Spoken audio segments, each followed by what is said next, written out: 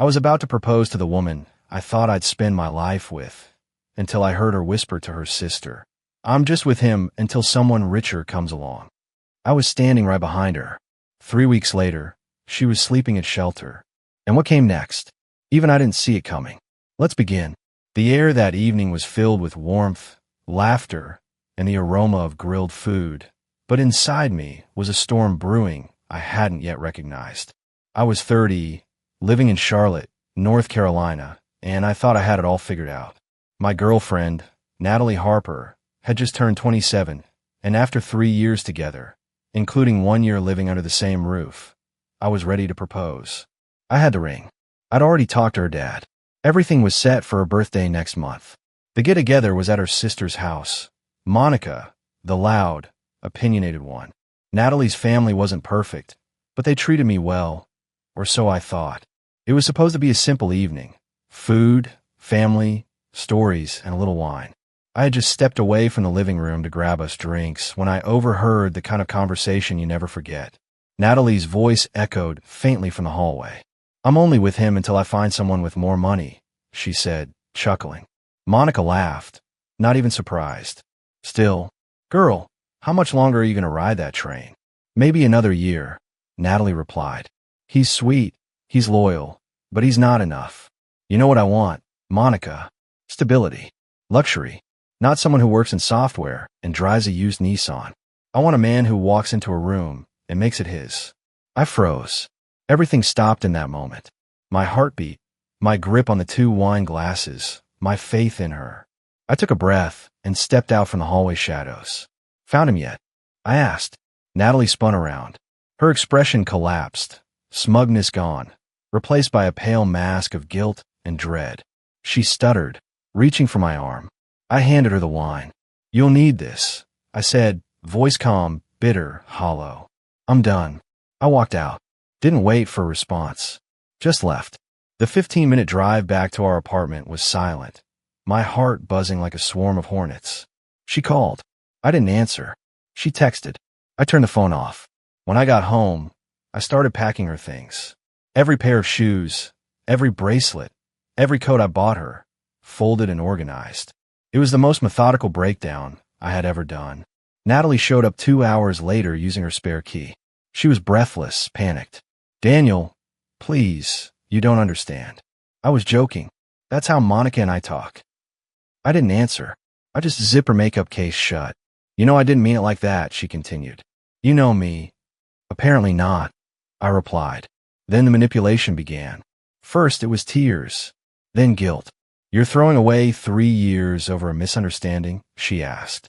Then bargaining. "Can we just talk? We've built a life together." "No," I said. "I built a life. You just stayed in it." She backed away, eyes narrowing. "You can't just kick me out. Your name's not on the lease. You were a guest, one who overstayed her welcome." She left in tears. I changed the locks the next morning. I expected her to disappear after that. Instead, the fallout only grew. Natalie started showing up at my building, crying outside the entrance until the doorman stopped letting her in. She messaged me from different numbers and burner accounts after I blocked her. Her sister Monica sent vague texts about family. Then something happened I hadn't anticipated. Monica turned on her. She posted everything on Facebook. Screenshots of chats, photos of spreadsheets, dating app profiles. The entire facade Natalie had been curating for years was dragged into the light. And the spreadsheet? Oh, it was real. She'd literally ranked men by income, cars, education, how useful they were.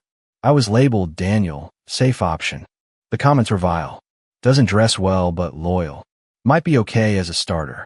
People I'd known for years messaged me. Stunned. One even said, "Bro, she sent me a pic last month." I thought she was single. Another guy, a local banker named Cole, called me. He was under the impression he was her boyfriend. She said she was single and just broke up with someone toxic, Cole told me. We compared notes. Different names. Different stories. Different lives. She had crafted an alternate reality for each of us. Then her workplace found out. Monica, in her guilt and rage, had sent the spreadsheet to Natalie's boutique job manager. They let her go immediately. Misuse of company property and ethical misconduct was the reason listed. By week 3, She had nowhere left to go. She couch surfed at Monica's until they fought. Lisa, the youngest sister, let her stay for a night, but kicked her out the next morning. And then one cold morning, I walked out for my jog and found her sitting outside my building, wearing the same jacket I bought her a year ago, mascara streaked down her cheeks. Daniel, please. I have nowhere else to go. That sounds like a you problem, I said and jogged past. But she didn't stop trying. The cafe on 6th and Elm was nearly empty when I finally gave in and met her. Natalie, 3 weeks after she had shattered the illusion I once called love. She looked like a ghost of herself. Gone was the perfectly ironed blouse and signature red lipstick.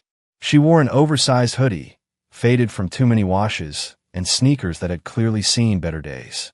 She looked up at me as I sat across the chipped wooden table. Thanks for coming, she whispered, avoiding my eyes. I've got 15 minutes, I said, checking my watch. Use them well. She looked down at her hands, fingers nervously twisting a paper napkin. I messed up. That's the understatement of the year. I didn't mean for it to go this far. The spreadsheet, it was a joke at first. Me and a few girls at work. We were just messing around, treating dating like fantasy football or something. You had me ranked. I cut in, my tone sharper now. You didn't just make a list. You strategized your life like it was a stock portfolio. I was your safe option. That's what I'm into you. No, she blurted. I mean, yes, that's what I said, but it's not what I meant. You were safe because you were good, Daniel. Not because you were disposable. I shook my head slowly, feeling something colder than rage forming in my chest. Stop. Don't spin this. You don't get to turn this into some sad, misunderstood girl story. You played me. For years. Her voice cracked. I didn't mean to. I swear. At first. Maybe I was looking for something else. Something bigger. But then you were kind. You listened. You remembered how I liked my tea. You rubbed my back when I had cramps. You were the only one who really saw me. Except I didn't, I said, leaning back. I saw who you pretended to be. She let out a sob, biting her lip. I don't have anyone left, Daniel. My family, my friends, even my boss cut me off. I'm staying at the women's shelter. I can't get hired. Every time I walk into an interview, I think someone's seen that post. I can't breathe sometimes. My jaw tensed. You're not here for closure. You're here because you need saving. I'm here because I finally understand what I did, she said, her voice trembling now. And I'm sorry. I know that's not enough. But I'm sorry. I finished my coffee in silence, not quite sure what I felt. Pity? Rage? Nothing. There was a time when I would have died for her. That version of me had been buried the night I heard her laughing about me in that hallway. As I stood to leave, she caught my wrist, but I pulled away gently. I hope you find your footing, Natalie. But I'm not the ground you're going to stand on anymore. That should have been the end of it. But the universe had other plans. It started with a message from a name I barely remembered, Marcus Lane. He was one of Natalie's investments, a man she'd strung along with stories of wanting to build an empire together. He had once gifted her a watch worth more than my rent. We'd exchanged a few words in the chaos following Monica's post. Now he wanted to meet. We met at a downtown tower in uptown Charlotte, where Marcus's investment firm occupied an entire floor. He looked exactly how I imagined. Pressed navy suit, silver tie pin, no facial hair, and a Rolex that practically glowed. Daniel, he greeted, shaking my hand firmly. Thanks for coming. I know this is weird. That's generous, I replied. It's bizarre. He grinned faintly and motioned for me to sit. I've been thinking about Natalie, about what she did to both of us, and I have a proposal. I'm not investing in revenge. Marcus, not revenge, he said, though there was a glint in his eye that betrayed him. Think of it as redirection. He explained. His company needed a temporary receptionist. The pay was low, the work mundane, but he wanted to offer Natalie the position, with conditions. She reports to Patricia, my executive assistant. Patricia doesn't tolerate nonsense. Natalie will be on a 90-day probation. Any dishonesty, any attempt at manipulation, and she's gone. No recommendation. No second chance. You want to hire her? I asked, baffled. I want to test her. Marcus clarified. To see if someone who's lived on manipulation can survive in a world where charm doesn't get you promoted, it gets you fired. I stared at him, trying to decide whether he was brilliant, insane, or both. And why are you telling me this? Because you know her better than I do. I'm not asking for permission. I'm asking for insight. Is she worth saving? I took a moment to consider. Was Natalie salvageable? I had no clue, but I knew what it felt like to be treated like a placeholder. And maybe, just maybe, letting her face a world without loopholes was the only real consequence she would understand. Do it, I said, but don't do it for her. Do it because some lessons only sink in when there's no one left to catch you. Marcus smiled. Good, because Patricia's been asking for help reorganizing the files anyway. He handed me a business card. She starts Monday. Let's see what happens when survival means honesty. Monday came like a whisper, cold, damp, and forgettable. But not for Natalie Harper. She stepped into the glass-paneled lobby of Lane Capital Partners wearing second-hand flats and a blazer 2 sizes too big, borrowed from the donation pile at the shelter. Her makeup was gone, not just the eyeliner and foundation, but the carefully painted mask she used to wear. No gloss, no smile, just tired eyes and a clipped breath. Patricia Boyd, the 60-something executive assistant who ran the office with a velvet whip, greeted her without a handshake. You're late, she said, glancing at the clock. Natalie opened her mouth, but Patricia cut her off. I don't want to hear it. Let's get a few things straight. I've trained Marines with softer spines than some of the people that come through here. You want a second chance at life? You earn it. If you want sympathy, I suggest therapy. Let's go. Natalie followed, humiliated before she could even clock in. She was handed a stack of forms, a color-coded guide to the phone system, and a mop bucket-sized cup of Patricia's sarcasm. And yet, she stayed. I heard about it through Marcus, who couldn't help but give me weekly updates. She made it through her first week, he told me over a call. Didn't cry in the bathroom, at least not where anyone saw. And she reorganized the supply closet twice after Patricia said she did it like a drunk raccoon. What's the verdict? I asked. She's trying. Barely. I didn't know what to make of that. Part of me wanted her to fail, to crumble under the weight of a life that couldn't be sweet-talked into submission. But another part, maybe the naive part of me, still nursing the wound, wanted her to learn something. Weeks passed. The gossip faded. My life moved forward, slowly. I focused on my work, got back into running, and finally listened to my therapist about setting boundaries. She, Dr. Emily Horton, was the only person who never looked at me with pity. Just clarity. She used you as a platform, Dr. Horton said. But you're still standing. You didn't break. That means something. Some nights, I still found myself staring at the velvet ring box on my nightstand. The ring I'd bought for Natalie, a small but elegant oval-cut diamond with a vintage setting. I'd gotten it from an estate sale. I had envisioned sliding it onto her finger under fairy lights at the botanical gardens. Now it just sat there like a ghost. A reminder. Then came a letter. Real paper. No return address. Just my name, written in the handwriting I had once memorized from love notes and grocery lists. Daniel, I'm not asking for forgiveness. I know I don't deserve that. I just wanted you to know. I finally understand. Not everything. Not yet. But more than I did. Every time I sit at that front desk and answer phones, I remember how I used to look at people, what I used to think I deserved, that the world owed me comfort. That love was just a transaction I could manipulate. I think about you. A lot. About the way you used to make coffee for me in the mornings, even when you were running late. About how you left love notes in the fridge. About how I never said thank you enough. Therapy is hard. Facing myself is harder. But Patricia says I'm not the worst they've seen, which is apparently her version of a compliment. Anyway, I'm writing this because no matter what happens next, I want you to know I regret it. Deeply. I hurt you, and I hate that I did. I hope, someday, you find someone who doesn't just need you, but sees you. All of you. I couldn't. I see that now. I'm sorry. I really am. Natalie. I read the letter twice. Then once more. And then I put away. Not because I forgave her. Not because it healed anything. But because, for the first time, I felt she wasn't lying. The next update came from Monica. We ran into each other at a grocery store. Her cart was half full of diapers and canned beans. She looked exhausted. She's still working for Marcus, Monica said after a pause. Still in therapy. Still walking to work every day. She's got a room now. A tiny studio on the edge of town. It's not much, but it's hers. She asked about me. Monica nodded. Every time I talked to her. But I told her not to reach out again. I told her she needs to fix herself before she even thinks about you. She's not my problem anymore, I said. Monica bit her lip. Maybe not. But she's not the same person either. I shrugged. People can change. Doesn't mean you should wait around for them to. She placed a hand on my shoulder. You didn't deserve any of this, Daniel. I'm sorry I didn't tell you sooner. I knew she was playing games. I hope she'd grow out of it. I didn't respond. Because what was there to say? We all hope for better from the people we love. Sometimes, we hope ourselves into blindness. By then, the worst had passed.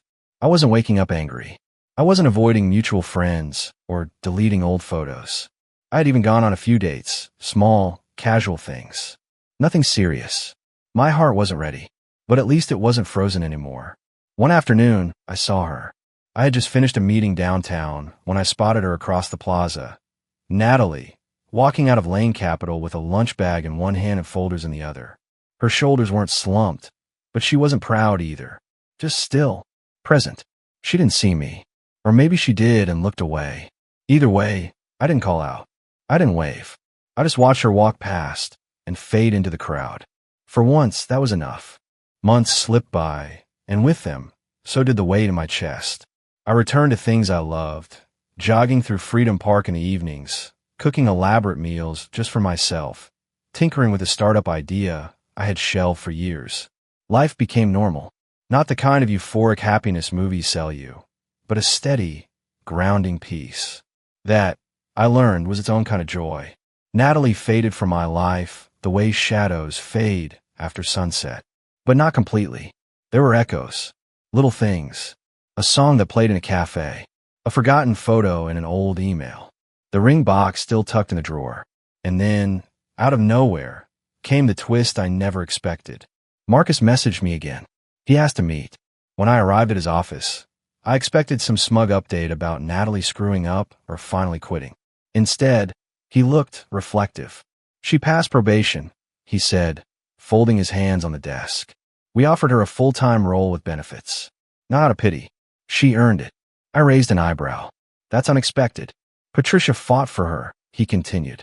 Said she was stubborn but honest. Said she never tried to charm her way out of anything. Just took the hits and kept going.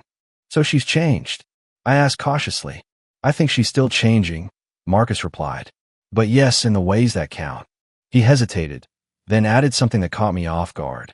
She turned down a promotion last week. What? Said she wasn't ready. Said she still has a lot to learn. That she didn't want to be rewarded too soon and fall back into old patterns. She told Patricia that failure had been her biggest teacher. I leaned back in my chair, silent, processing. She mentioned you, Marcus added quietly. Not in a clingy way. Just said she wouldn't have gotten this far without that moment. The moment in the hallway. The line you said. Found him yet? I asked, half smiling. Marcus nodded. She said it woke her up. That she'd been sleepwalking through life, treating people like props in her show. I didn't know what to feel. And then Marcus said something that finally brought the entire story full circle. She's been volunteering at the shelter now. The same one she stayed at.